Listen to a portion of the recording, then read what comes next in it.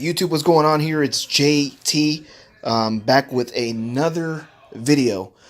This is a very long-awaited video. A lot of my subscribers have been asking for it, and without any further ado, let's check it out. Oh, as you can see here, I'm rocking the Air Jordans, the replicas from Fire Kicks. I put a video out there earlier today, and I am breaking them in, so to speak. I got my dad socks on. Always good. So let's go ahead and see what we got in the mail today. Let's check it out. Santa Claus came early this year. And let's see what he has for us. One-handed. Okay. Oh, what is this? Hold on. So what we're going to do is that we're going to install these bad boys. What I'll do, though, in the meantime, is I'm going to install one side, and then maybe we will install one together, you guys and myself. Got an airplane passing by. Lovely. So peace and quiet, living by the airport. I don't know if you guys saw. Well, no, I haven't placed the video. I haven't made a video, but we got these side logos, side emblems for the F250 Lariat in chrome. I was able to get them at eBay. I bought them separated though. So one was, I believe one was like $38 and the other one was like $40. So pretty good. It's holding up all right. These headlights, I do not recommend them. I got these from Amazon. Whatever these look like, I don't know the name or anything like that. As far as the bulbs themselves, look, this one's even yellowing. I'll probably just have to sand it down. Look at that. I'll probably just have to sand it down and you know, polish them out, put a new coat of clear coat, or I'll do something else. But yeah, that's pretty much it right now. Like I said, next time you see this, we will be having one installed, and you guys will come along and help me install the other one. All right. Even though it is Florida, I still like to wait to start. I don't need to because I'm down here and it's hot as balls, but oh, gotta love that diesel sound, baby. People that don't know this, I actually got this car, or this truck I should say, off of Copart.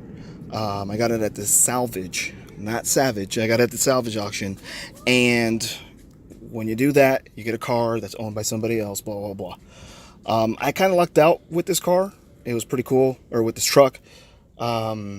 You know, it had a little bit of front end damage. It wasn't anything too bad, and that's, you know, part of the reason why I did the 2016 swap. However, another thing that I noticed now is that the car, or the truck, actually had Dynamats all over it with aftermarket speakers and a little bit of coffee stains right there. So that's pretty cool. But yeah, it's pretty cool. Anyways, BRB. See here we have the passenger side pretty much done. And then now we will start on the captain's side, the driver's side. Okay? What you're going to want to do is, first and foremost, let me move my ugly mug out of the way. Alright, you're going to want to pop this off. Like so. Then, you want to take off these grommets.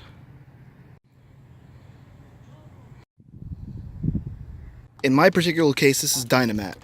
So if you have Dynamat here for whatever reason, you're going to have to take this off. Actually, it looks like it's not Dynamat. On the other side, the passenger side, it was Dynamat. And what you're going to want to do is that you are going to want to take these out, these screws right here. Let me see if I could find the correct socket. You want to use a 12mm socket. I use it with an extension. A little bit of leverage here.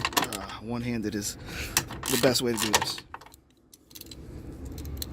If you want to try the one-hand challenge, be my guest.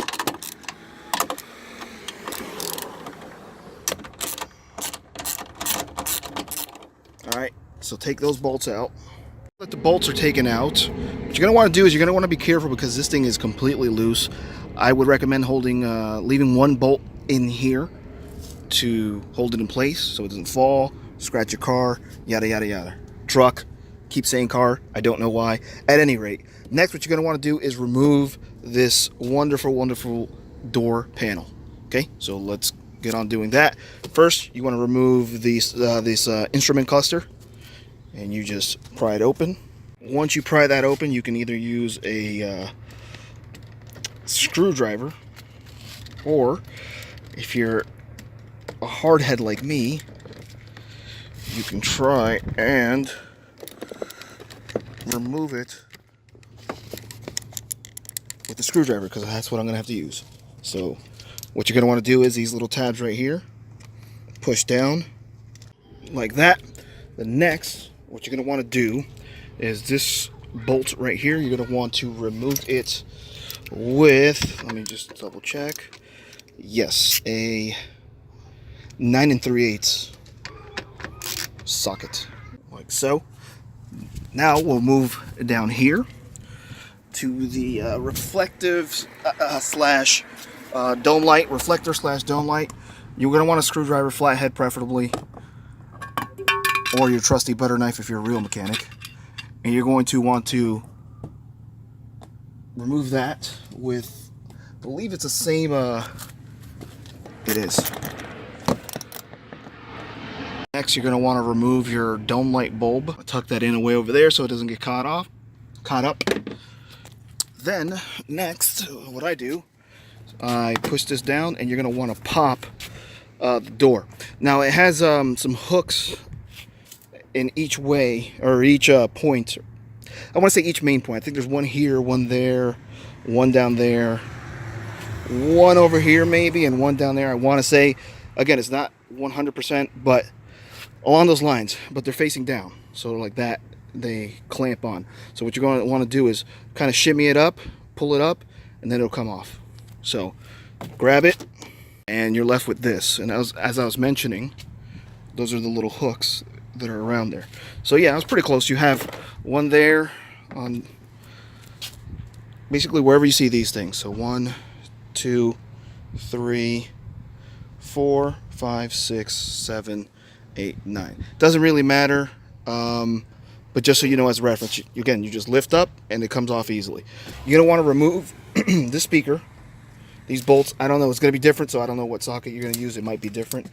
Then behind here, there's going to be a switch, which I will show you now. So what you're going to want to do is unplug this, or first try and take it off somehow with one hand, of course, because we're doing the one-hand challenge.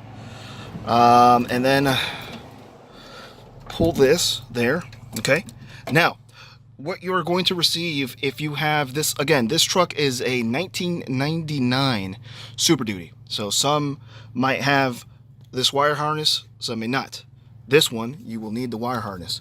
This plugs in here where you just remove the OEM or stock one. And please give a thumbs up if you like this one-handed approach. Make sure it's nice and snug there without ripping your wires, of course. Then this is going to plug into the new mirror that we're going to install right now. And what you want to do is tighten them up as best you can. So these are telescoping, but you have to physically push them.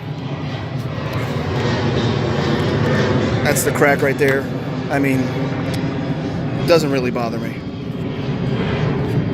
Worst case scenario, I could fix it. But again, this is a work in progress.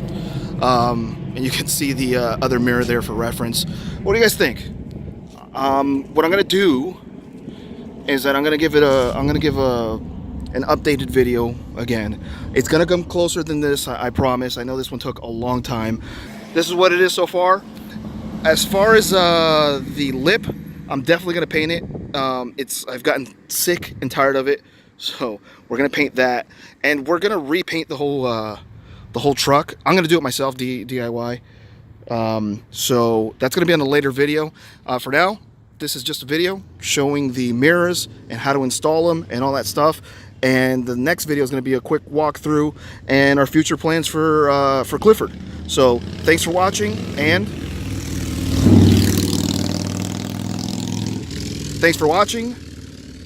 like, comment, subscribe, I think is what they say. And for you guys and girls who subscribe to me, thanks, and later.